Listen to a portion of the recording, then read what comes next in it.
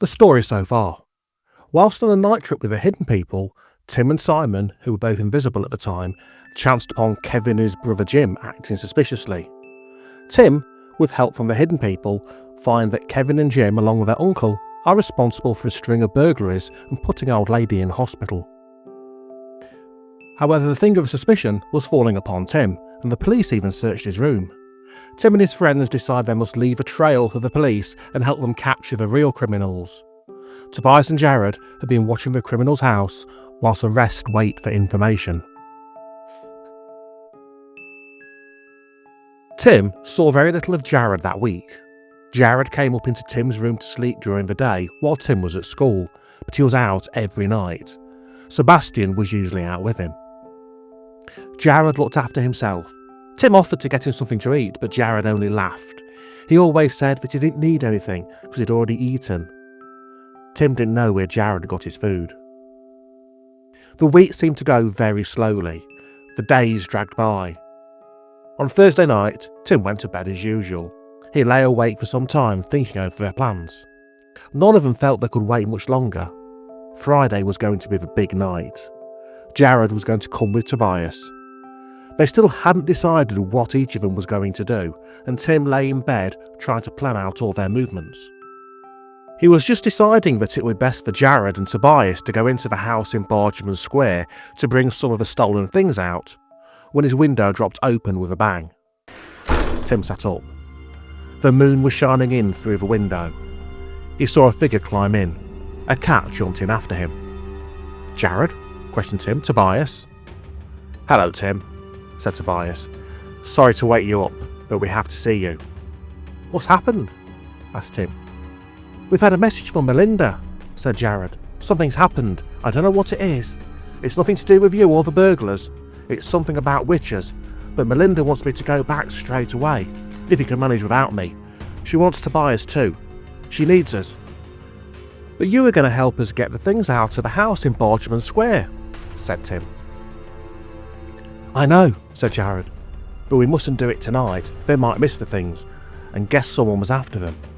You could do it yourself tomorrow. You've got Melinda's mixture. You can make yourself invisible, and Sebastian will be here to help you. We've seen him just now. He'll be here in a few minutes." "But," began Tim. "I found out about the policeman for you, Tim," said Jared. "And it's good news. There's a foot patrol as well as a police car.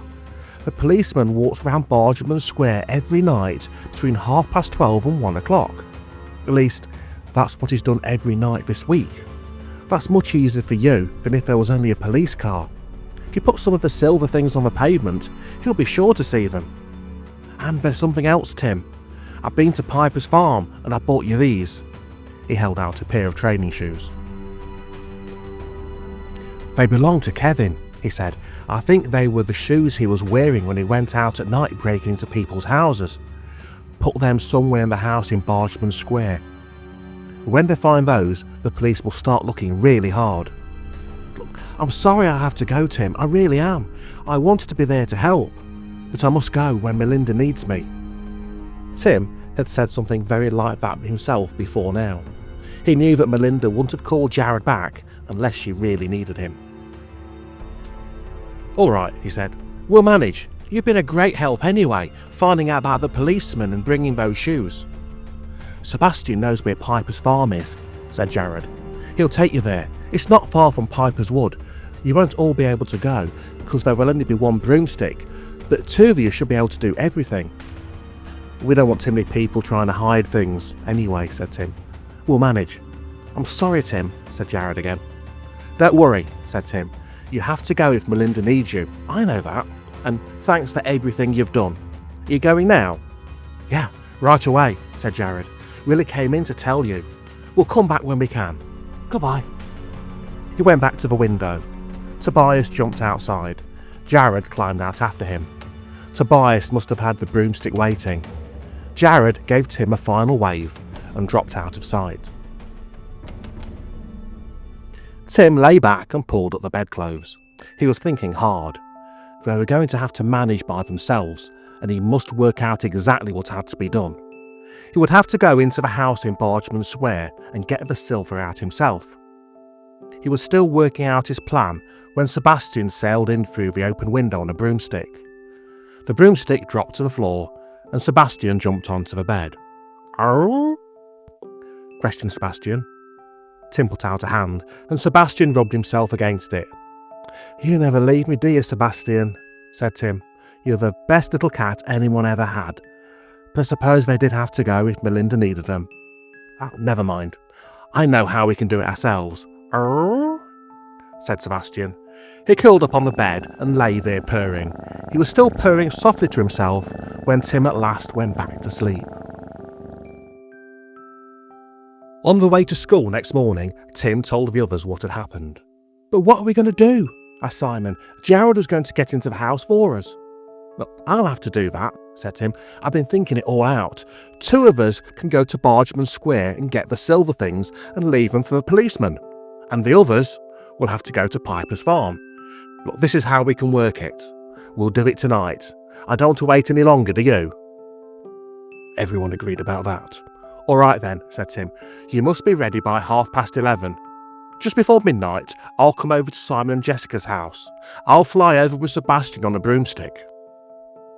I'll have Melinda's drink with me. 1 drop of that drink makes you invisible for an hour. We'll all drink some of that. The hidden people will still be able to see us, of course, and we can see each other, but the ordinary folk won't be able to see us, and we know that the burglars are ordinary folk. As soon as I get to Jessica's room, Sebastian can go over to Aaron's house and bring Aaron. Then I'll go off with Simon and get the silver. Sebastian will take us. That's the best way because then we can get into the house in Bargeman Square through the skylight." He turned to Aaron and Jessica. "As soon as we're inside," he said, "Sebastian can come back and bring you to the square. Simon and I can get some of the silver things. We'll let ourselves out of the door downstairs or out of the downstairs windows. We'll meet you in the square. We'll give you some of the things to take to Piper's farm. You can go off with Sebastian and we'll wait in the square till the policeman comes. Then we'll put the silver on the pavement outside the house so that he finds it. We can see what happens and then go back to my house. When you've left the things in Piper's farm, come back with Sebastian. I don't think the police will go to Piper's farm before daylight. They'll have to question Kevin's uncle. There's no point in your waiting there. We'll all meet back in the yard in my room. Okay?" "Okay," said Simon. "Does that sound all right, Aaron?" asked Tim. "I think so," said Aaron thoughtfully. "Yeah, that should be fine, Tim." "Jessica?" "I can't think of anything else, Tim," said Jessica. "Good," said Tim. "See you later then." They turned in at the school gate. None of them did very well in school that day. Aaron and Tim both got into trouble for dreaming, for not paying attention. Simon was so excited that he kept knocking things over and was finally sent out to run all around the school 3 times to cool off. And Jessica made so many mistakes in the story she was writing that she had to start it all over again from the beginning. They were all thankful when at last school was over and they could go home. The evening dragged slowly by. In their separate houses, Tim and Aaron, Jessica and Simon all tried to eat their suppers as if it was an ordinary night. Auntie Lizzie was rather cross with Simon because he couldn't sit still. Aaron's mother thought he was looking tired and told him to go to bed early. No one else noticed anything. After supper, Tim went upstairs with Sebastian. He lay down on a bed in his clothes and tried to get some sleep, but it was no good. He kept thinking and thinking of all the things they had to do. At last, it was time to start. Tim had made sure the broomstick was under his bed before he had supper. Now he put on his anorak, opened his top drawer and took out the little bottle Melinda had given him. He was already wearing the silver coin on a silver chain around his neck. He'd been wearing it all week to make sure he could see Jared and Tobias. His hand touched the silver whistle, Melinda's gift. Tim pulled it out and put it in his pocket. He picked up the shoes from Piper's farm, which Jared had given him. "All right, Sebastian," he said softly. "Arr," answered Sebastian. He twitched his tail. The window fell open.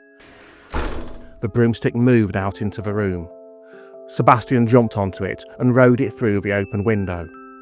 Tim tied the laces of the shoes together. He hung the shoes around his neck. He climbed out of a window and settled himself down on the broomstick. "All right, Sebastian," he said. "We'll go and pick up Simon. This is it. Off you go." Sebastian twitched his tail and the broomstick moved out across the yard. Simon and Jessica were waiting by their window, which was already open. Sebastian held the broomstick steady while Tim climbed in. Then he went off to find Aaron. Tim had scarcely taken Melinda's bottle out of his pocket before Sebastian and Aaron arrived. This time, as soon as Aaron climbed in through the window, Sebastian flew the broomstick right into the room. He dropped it onto the floor. Tim unscrewed the top of the bottle and poured 5 drops of a red liquid into the cap. 5 drops will make anybody invisible for 5 hours, he said. Now that should be long enough. We mustn't take too much because we've got to be visible again by breakfast time. Simon laughed. He was hopping up and down with excitement. "Oh, wouldn't it be fun if we weren't?" he said. "Just think what we could do. We could grab Auntie Lizzie's toast out of her hand just as she was going to eat it, we could." "Shut up, Simon," said Tim. "We're not fooling around this time. You've got to think about what you're doing. Whatever happens, don't fool around tonight. It's serious." "All right," said Simon. "I'll be careful, Tim." "Just think about what you're doing all the time," said Tim. "Here you are, Jessica. You drink this." Jessica took the cap of the bottle and drank the 5 drops. "I can still see her," said Simon. "Of course you can," said Tim. "This only makes you invisible to ordinary folk. You've got a magic coin, so you can see her. It's not like the drink Melinda gave her when she had to go into Hollow Hill. No one could see her after she drunk that, not even the hidden people." Jessica shivered. She remembered the time when she'd had to go among the wild witches only too well. "Tim," she said, "I've been thinking. Keep your gloves on when you're in that house in Bargeman Square. You too, Simon. The police will check the house for fingerprints. You don't want them to find yours." "She's right," said Aaron. "Did you have your gloves on last time you were there, Tim?" "Yeah, I did," said Tim. "It was so cold, but that was a bit of luck. I hadn't thought about fingerprints." He poured 5 more drops into the cap of the bottle. "Here you are, Aaron," he said. Aaron drank his 5 drops. Tim gave 5 drops to Simon and then drank 5 himself. The bottle was still half full. He put the cap on carefully and put the bottle back in his pocket. "How do I know if I'm invisible?" asked Simon. "You're wearing a magic coin," said Tim. "I can see it through your sweater." Simon looked down. "I can see it too," he said. "When you can see the magic coin shining through your sweater, you're invisible," said Tim. "When you can't, you're not. Everyone can see you again." "Now, come on, Simon, we've got to go. Aaron and Jessica wait here. We'll send the broomstick back for you as soon as we're in the house in Bargeman Square. Wait for us outside. We can get out of a downstairs door or a downstairs window. We shan't be long." Sebastian flicked his tail. The broomstick lifted off the floor. Sebastian rode it out of the window and kept it hanging in the air outside while Tim and Simon climbed on. "Good luck," whispered Aaron. "Thanks," said Tim softly. "See you later." Sebastian waved his tail and the broomstick flew off over the roofs of the houses. A few minutes later, they were at the skylight in the roof of a house in Bargeman Square. The street lamp was on and they could see quite well. Sebastian twitched his tail hard. Tim heard the catch on the skylight click open. He lifted it up. "Climb in while I hold it open," he whispered softly to Simon. "There's a ladder against the wall inside. Climb down it and wait for me. Don't make a sound. They should be asleep by this time, but you never know." Simon climbed in. Tim gave himself a few moments and then climbed onto the top of the ladder himself. "All right, Sebastian," he whispered. "You fetch the others now. Give us 10 minutes and then meet us in the square." Sebastian flew off into the night. Tim shut the skylight down softly. He climbed carefully down the ladder. He pulled out his torch and flashed it on. Simon was waiting. "Shh," breathed Tim. "Don't make a sound." He switched off his torch, turned the handle of the door and stepped out into the landing. The house was dark and silent. "Come on," he whispered to Simon. "Put your hand on the banisters and feel your way along to the stairs." He crept softly along the landing. As he came to the head of the stairs, he could hear deep breathing coming from the front room. It wasn't exactly snoring, but somebody was very deeply asleep. They crept down the stairs. Halfway down, one of the stairs creaked loudly. Tim stopped. He stood quite still. His heart was beating wildly. The sounds from the front bedroom stopped. There was a kind of snort. Tim and Simon stood as if they'd been turned to stone. There were heaving sounds as if someone was turning over in bed. They waited. After a minute or two, the deep breathing began again. It was really snoring this time. Tim crept on. He came to the bottom of the stairs. "Turn to the right," he breathed to Simon. "This way." They crept along the passage. Tim opened the door at the top of the cellar stairs. Simon went through. Tim followed him and shut the door silently behind them. He switched on his torch. "We can use this now," he whispered. "Be careful, we still mustn't make a sound." They went down the steps. Tim turned the handle of the door into the room where the silver things were. The door wouldn't open. It was locked. "What do we do now?" whispered Simon. "I think I know where the key is," whispered Tim. "Wait for me here, I'll get it." He made his way back up the steps and into the hall. The sound of snoring was louder than ever. Tim switched on his torch and saw the little table in the hall. There was a telephone standing on it with a white memo pad and a pencil beside it. Tim was just going to open the drawer in the table to get out the key when he had an idea. He picked up the pencil and printed on the memo pad, "Kevin and Jim, Piper's Farm." He was quite clumsy because he kept his gloves on, but the printing was quite clear. He put down the pencil and opened the table drawer. There was the key. He pulled it out, switched off his torch and shut the drawer softly. With the key still in his hand, he tiptoed back to the cellar. "I think this is it," he said to Simon. He fitted the key into the lock. It turned. Tim opened the door and they went into the room. He flashed his torch around. It looked just as it had looked when he'd first seen it. The boxes of silver lay on the table. The shelves were full of silver candlesticks, vases and bowls. There were radios stacked at one side. Tim took the shoes from Piper's Farm, which was still hanging around his neck, and put them under the table. "What a place," whispered Simon. "I don't think they could have done a job since I was here before," said Tim. "It looks just the same." "Now let's take that vase. That's the kind of thing anyone would recognise." He pointed to a silver vase. It was tall and it had a silver snake twisted around it. "Oh, look at that ship!" exclaimed Simon. "Shh," whispered Tim. "You must whisper, Simon. Anyone might hear us." "Yeah, that ship's just the thing. It's the sort of thing Kevin and Jim might take with them." It was a little silver ship with silver sails. Tiny silver sailors were on the deck. It was a beautiful thing. "Put a few of those spoons in your pocket too," whispered Tim. "The ones with the dragons on them. That was plenty. Come on." They went out into the cellar and Tim shut the door softly behind him and locked it. "I'm going to leave the key in the lock," he whispered. "Come on." They crept back up the cellar steps to the hall. "The back door's this way," breathed Tim. The back door was to their right. Tim made sure the cellar door was shut. Then he shone his torch on the back door. It had a lock and 2 bolts. The key was in the lock. He reached up and softly slid back the top bolt. Then he slid the bottom bolt. He couldn't help making a bit of noise with them. They were old bolts and the metal clicked as he moved them. He stood still and listened. Faint sounds of snoring drifted down the stairs. Tim turned the key. There was a loud click as the lock went back. He stopped. "Keep still," he whispered to Simon.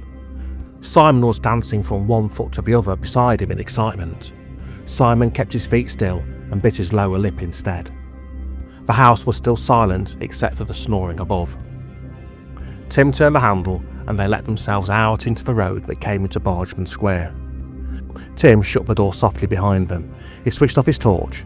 The street lamp was still on and there was no need for it. They went down to the corner. Aaron and Jessica were waiting for them with Sebastian and the broomstick. "Everything all right, Tim?" whispered Aaron. Tim nodded. "Look, here you are," he whispered. "Give them the ship, Simon, and here's a vase. We've got some spoons. We're going to scatter the spoons on the pavement as if they'd been dropped by mistake." Aaron took the little silver ship and Jessica took the vase. Sebastian flicked his tail and the broomstick lifted off the ground. "We'll walk back to the yard," said Tim. "Don't send Sebastian for us unless you need us. He can always fetch us if anything happens. But if everything's alright, we'll see you back at the yard later. We shan't leave until we see what the police do." "Alright," said Aaron. "See you later then, Tim."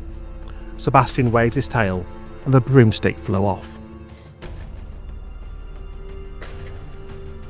"It must be nearly time for the policeman to make his rounds," whispered Tim. "We'll scatter the spoons here just in front of the house, but we'll wait till we see the policeman come into the yard, and then do it softly. Put each spoon down carefully on the pavement. We don't want the policeman to hear us." "Okay," breathed Simon. Tim took a look at the front of the house. "Just about here, I think," he whispered. He looked at the window of the basement room. It was heavily barred, and the red curtain was drawn across inside as usual. Tim drew in his breath. "I'm stupid," he whispered. "You know what we ought to have done, Simon? We ought to pull that curtain back. The policeman will flash his torch around when he finds the spoons. If we pull the curtain back just a little bit, he'd have seen the rest of the silver inside." "Let's go back and do it," said Simon. "The policeman might come at any moment now," said Tim. "One of us has to stay here. Look, I'll go back in. The back door's still open. You stay here. If a policeman comes before I get back, put the spoons down here on the pavement. And put them down, Simon. Don't drop them. Don't make a sound. And then move off a bit and watch. I won't be long." "Alright," said Simon. Tim went round to the back door. Simon stood on the pavement with the spoons in his hand, watching and waiting. Tim opened the back door softly and let himself into the hall. He closed the door behind him. He stood still for a moment, listening. He could still hear the faint sounds of snoring from upstairs. He found the door to the cellar and crept down the steps. He unlocked the door into the front room and went in. He flashed on his torch for a moment to see his way around the table and then put it off again. He didn't want anyone to see a light in the basement room just then. His hand groped along the wall. He felt the curtain and jerked it back a little. A streak of light from the street lamp outside shone into the room. He pulled the curtain just a little further back so that it looked as if someone had been careless in pulling it across a window. He could see Simon through the crack, standing on the pavement outside. Tim made his way back round the table into the cellar, shutting the door behind him. He'd got to the top of the cellar steps when he tripped and fell. He never knew for certain what it was that he fell over, but it felt like a broom. There was a great crash. Tim and a bucket both tumbled down the steps together. Tim picked himself up. His ankle hurt a bit, but he didn't appear to have broken anything. His one idea now was to get out. He raced up the steps again and out into the back hall. He heard a door open above. Suddenly, the lights came on in the hall and on the landing. "Who's there?" a deep voice cried. "Who's there? You'd better keep still whoever you are. I've got a gun and I'll use it." Tim swiftly shut the cellar door and stepped into the kitchen, which was just opposite. Heavy steps were coming downstairs. The big man he had seen before came along the passage and looked into the kitchen. The gun was in his hand. The big man went to the cellar door, opened it and clicked on a switch. He looked down into the cellar. He stepped back and looked at the back door. He stepped quickly over to it and shot the bolts back into position and turned the key in the lock. He put the key in his pocket and went back to the cellar steps. His gun was at the ready. He went down into the cellar. Tim heard a grunt of surprise as he found the key down there. Tim heard the door to the basement room open. He waited for the sound of the curtain being pulled again, but it didn't come.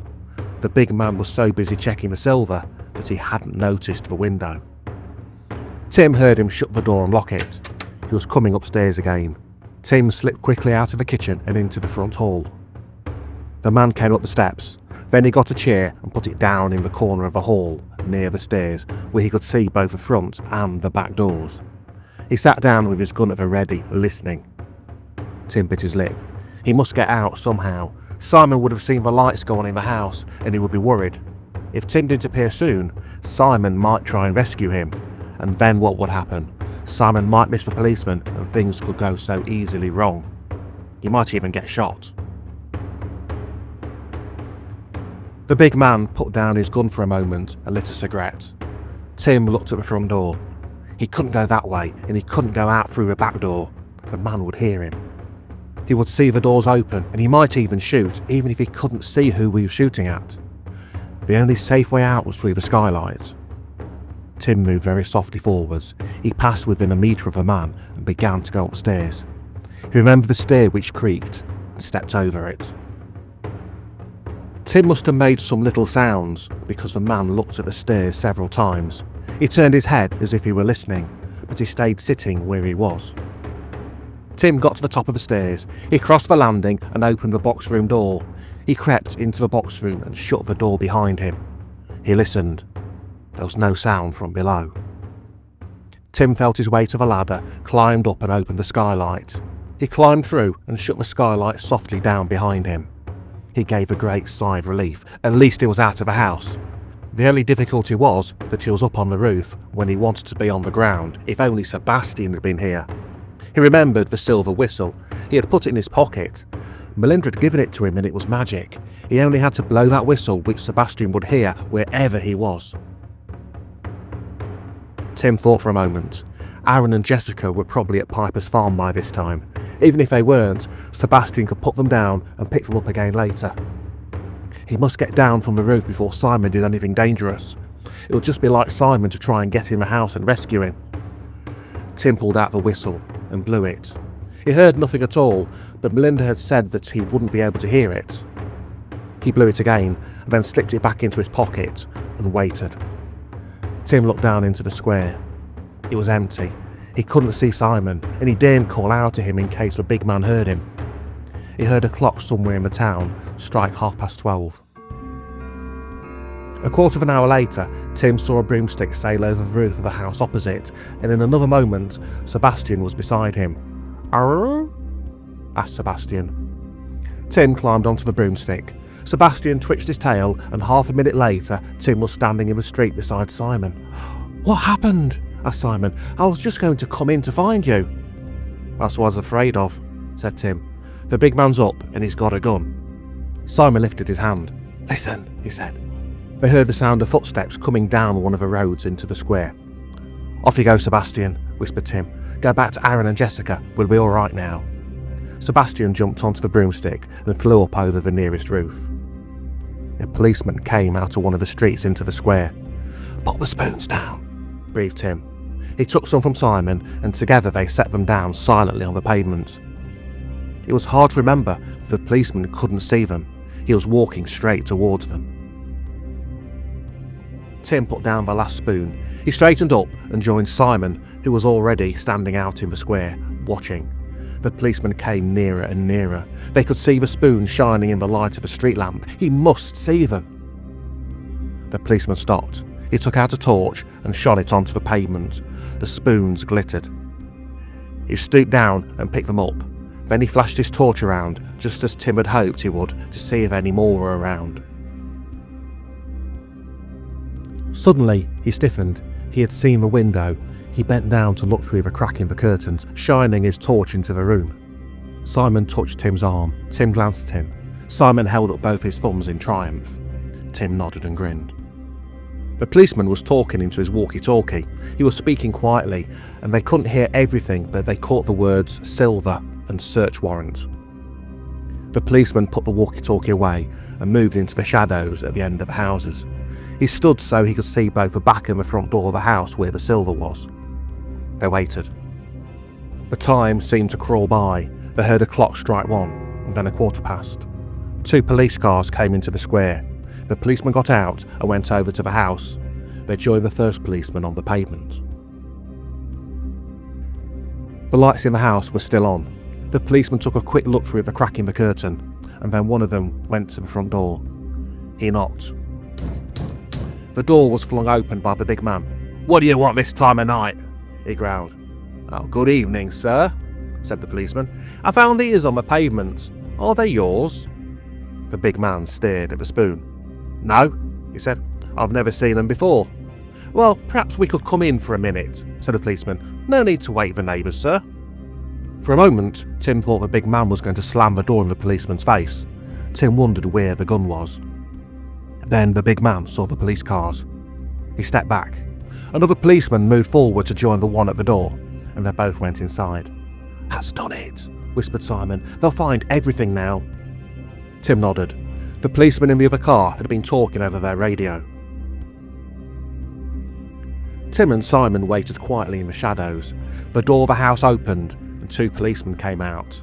The big man was with them. He was dressed, he looked angry, and at the same time he looked afraid. He got into the back of the police car, and a policeman got in with him. The other one got into the driver's seat, and they drove off. There was still one policeman at the house, the one who had found the spoons. He shut the door of the house and stood outside it. Tim shivered.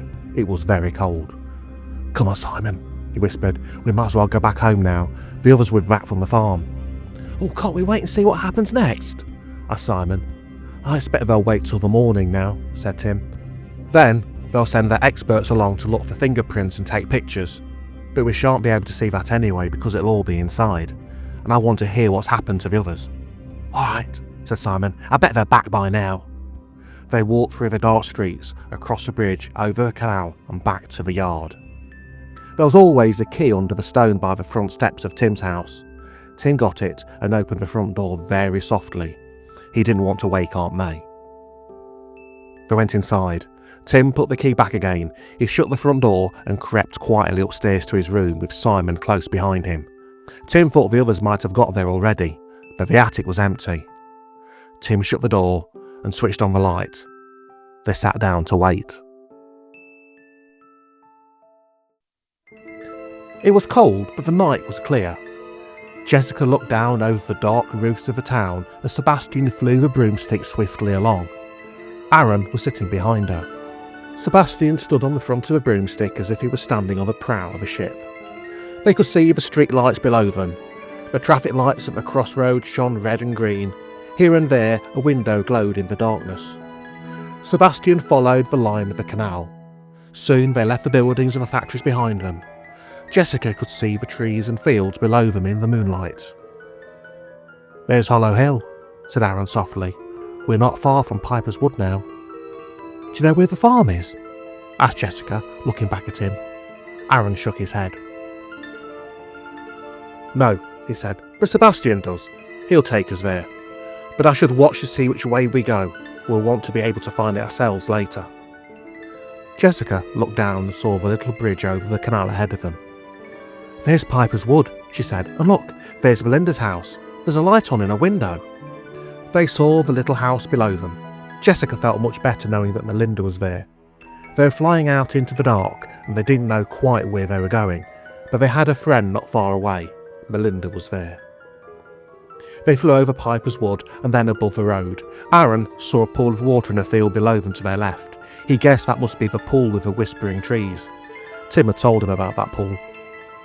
Sebastian swung the broomstick over to the right. "Look," said Jessica, pointing. "That must be it." An old stone farmhouse stood in the middle of one of the fields about half a mile off the road.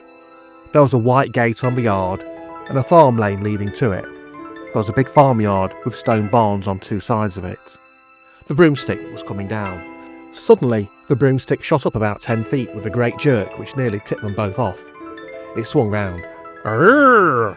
cried Sebastian. The broomstick pointed downwards towards a clump of trees and bushes. "What is it?" cried Jessica. "We're going down," said Aaron. "Hold on, Sebastian's seen something." They came down among the trees. Sebastian held the broomstick a little way above the ground while they got off. They expected him to jump off too, but the moment they were safely on the ground, Sebastian and the broomstick shot off into the air, back the way they had come. Jessica and Aaron stood staring after him. "I know what's happened," said Jessica. "It's Tim. He's called Sebastian back. He's blowing the silver whistle that Melinda gave him." "I expect you're right," said Aaron. "I hope Tim's not in any trouble." "What shall we do?" said Jessica.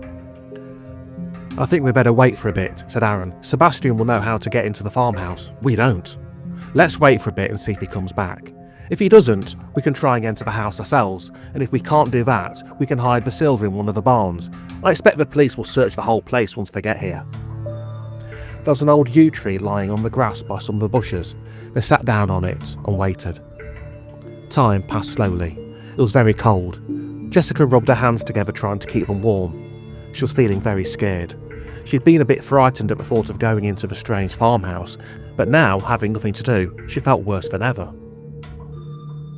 Aaron seemed to guess what she was feeling. He began to talk to her about the stars. He knew the names of many of them, and he pointed them out to her. They had got up and moved out from under the trees to look at the pole star when Aaron suddenly gripped Jessica's arm. He pulled her back close to some high bushes.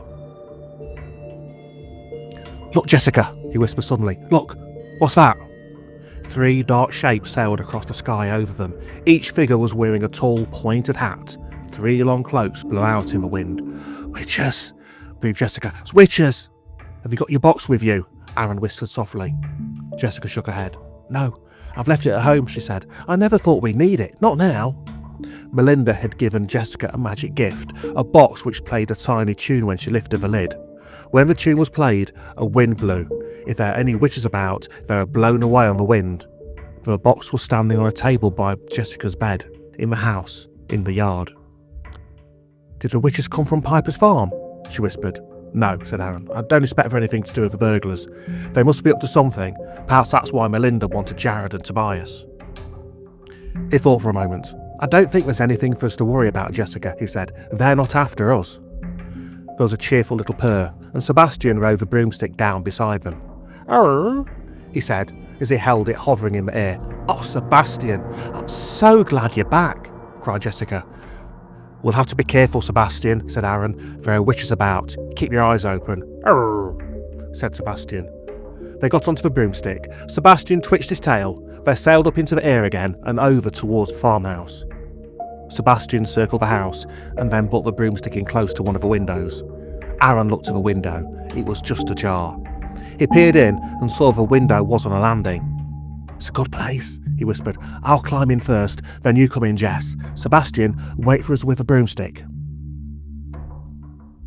Aaron leaned over, lifted the catch and gently pulled the window wide open. He climbed through and Jessica followed him. Aaron switched on a torch. They were standing on a landing with doors on either side of it. Stairs led down to the hall. Aaron shone his torch down the stairs. He touched Jessica's arm and pointed. There was an old chest standing in the hall. They crept downstairs. Aaron lifted the lid of the chest. There was just a rug inside it. He pulled the silver boat out from under his sweater, lifted the edge of the rug and pushed the boat under it. Jessica handed him the vase, and he pushed that under the rug too. He switched off his torch and shut the chest very gently. They crept back up the stairs. "You wait here by the window," he breathed softly to Jessica. "I'm going to make sure that it's the right house." Jessica waited. Aaron opened the first door and looked into the room. He shut it again and went to the next door. This time, he went right into the room. A moment later, he came out, closing the door softly behind him. "It's Piper's farm, all right," he breathed into Jessica's ear as he came back to the window. "Kevin and Jim are sleeping in that room. Come on, we'll get back to Tim." They climbed out of the window onto the waiting broomstick. Aaron leant back and put the window back on its catch. "All set, Sebastian," he said softly as he gripped the broomstick again. "Jim and Kevin are there and we've left the silver. Let's go home." Sebastian gave a soft purr. He twitched his tail and the broomstick sailed off into the night. They saw no witches on their way back to the yard. Everything below them was dark and still until they came to the lights of the town. Sebastian took the broomstick over the roof to Tim's window. Tim and Simon were waiting to help them climb in. "How did he get on?" Simon and Jessica said to each other at the same moment. They all laughed. "All fine," said Aaron. "Sebastian found the farm. Jim and Kevin were there sleeping. We've left the silver in an old chest. Now, how about you? You called Sebastian back, didn't you? What happened?" Tim told him about the man with the gun and how the police had come. "I wonder if they'll find out about Piper's farm," said Simon. "I printed Jim and Kevin's names on the memo pad by the telephone," said Tim, "and I printed Piper's farm on the pad too. It's there as if it was something he had to remember. I printed in capitals so they wouldn't know my writing." "That is brilliant, Tim," said Aaron. "Really brilliant." Tim grinned. "It was just a sudden idea," he said. "How long will we be invisible?" asked Simon. "Not long now," said Aaron. "It's not long till morning. We better be getting home." "I've got something for us to eat first," said Tim, "just to celebrate." He opened his drawer and took out some apples and a slab of chocolate. "I thought we'd be hungry." he said. And they were hungry. The chocolate and apples disappeared quickly. Even Sebastian ate a square of chocolate. When they finished, they finally got up to go. Nobody really wanted to go home, but everyone was beginning to feel very tired. "We'd better get some sleep," said Aaron. "Tim and I might cycle over to Piper's farm in the morning and see if anything's happened." "It's morning now," said Simon. "So it is," said Aaron. "Come on, Jessica, you and Simon first. Sebastian will take you home." Sebastian took Simon and Jessica across the yard to their own house and then came back for Aaron. By the time Tim had got into his pyjamas and climbed into bed, Sebastian was back from Aaron's house. He sailed in through the window, dropped the broomstick on the floor, and jumped up onto Tim's bed, purring loudly. Tim got up and hid the broomstick under the bed. "You've been terrific, Sebastian," said Tim. "We'd never have done it without you." Tim climbed back into bed, and Sebastian snuggled down beside him, still purring. Tim curled up and went to sleep. Tim didn't wake until Aunt May opened the door of his bedroom and looked in to see where he was. "Tim," she said, "Tim, wake up." He opened his eyes. "Do you know what time it is?" asked Aunt May. "It's nearly 1 o'clock. You've slept all morning. I've been up 3 times to look in on you." "You should have woken me," said Tim. "You must have needed your sleep," said Aunt May. "You've been looking really tired lately. There was nothing for you to get up for." "But it's dinner time now. You've missed your breakfast. You better come down and have your dinner." "Oh, I was going out with Aaron," said Tim, thinking of Piper's farm. "Well, you can go out with him this afternoon," said Aunt May. "Aaron came to call for you, but I wouldn't let him wait you." She went downstairs. Tim got dressed. He ate his dinner as quickly as he could and then ran off across the yard to see Aaron. Aaron opened the door. "Hello, Tim," he said. "Did you go to the farm?" asked Tim. "No," said Aaron. "I started out. I was halfway there when 2 police cars passed me, so I turned back. They passed me on the way back too, just as I was nearly in town. Kevin and Jim were in one of them." "So we've done it," said Tim. "Yeah, we've done it," said Aaron. "I've told Jessica and Simon. I think they're sleeping it all off this afternoon." "I slept in this morning," said Tim. "I'm dropping asleep now," said Aaron.